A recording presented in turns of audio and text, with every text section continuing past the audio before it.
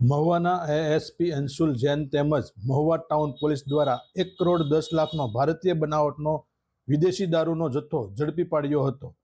લાલખાંભા વિસ્તારમાં ભવાનીનગરના દારૂના કટિંગ દરમિયાન પોલીસ પહોંચતા મોટી કાર્યવાહી. મહુવા ગાંધીબાગ વિસ્તારના જમાદાર કપિલભાઈ જોશીને બાતમી મળી હતી કે લાલખાંભા વિસ્તારમાં ભવાનીનગરમાં વિદેશી દારૂનું કટિંગ થઈ રહ્યું છે. જે બાતમીના આધારે તપાસ કરતા બાતમીવાળી જગ્યા પરથી 894 પેટી વિદેશી દારૂ અને બિયરનો જથ્થો મળી આવ્યો હતો, જેની કિંમત 61 લાખ રૂપિયા તેમજ 12 અલગ અલગ વાહનો સહિત કુલ 1,10,00,000ના મુદ્દામાલ સાથે 4 ઈસમોને ઝડપી લીધા હતા. આ વિદેશી દારૂનો જથ્થો ક્યાંથી આવ્યો અને ક્યાં જતો હતો તે દિશામાં પોલીસ દ્વારા તપાસ હાથ ધરવામાં આવી હતી.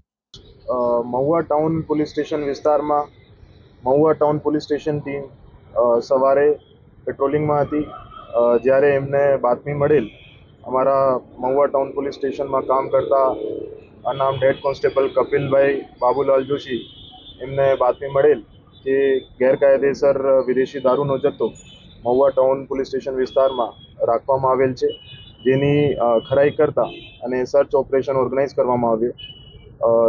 જે બાતમીના આધારે સવારે ભવાનીનગર વિસ્તારમાં લાલખાંભા વિસ્તારમાં આવેલ વિષ્ણુભાઈ નાથાભાઈ ગુજરિયાની પતરાની શેડવાળી જગ્યામાં સરકારી પંચો સાથે પહોંચતા ત્યાં ગેરકાયદેસર વિદેશી દારૂનો મોટો જથ્થો પકડવામાં આવેલ છે, જેમાં સ્થળ ઉપરથી 4 આરોપી પણ પકડી લેવામાં આવેલ છે, જેનું નામ છે વિષ્ણુભાઈ નાથાભાઈ ગુજરિયા, મુર્તુજાભાઈ અસગરભાઈ ચોકવાલા, વિજયભાઈ છનાભાઈ કવાડ, ત્રણે રહે મહુવા, અને ચોથું છે દશરથભાઈ કાનજીભાઈ શિયાળ, મૂળ રહે રાજુલા, જિલ્લા અમરેલી.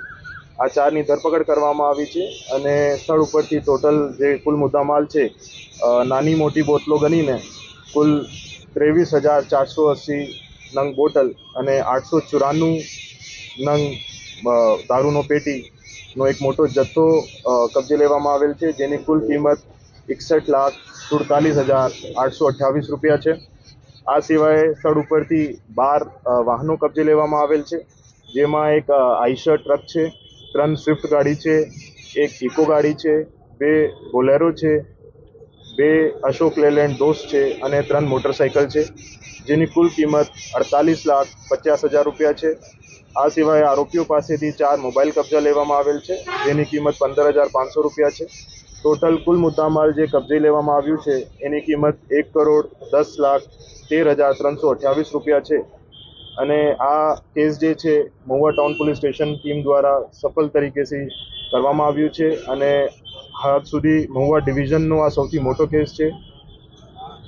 એવી ગેરકાયદેસર પ્રવૃત્તિઓ જે વિસ્તારમાં ચાલતી હોય એના વિરુદ્ધ મહુવા ડિવિઝન પોલીસ તરફથી અને ભાવનગર જિલ્લા પોલીસ તરફથી કડક કાર્યવાહી કરવામાં આવી રહી છે અને આ કેસમાં પણ આગળની તપાસ હાથ ધરવામાં આવ્યું છે.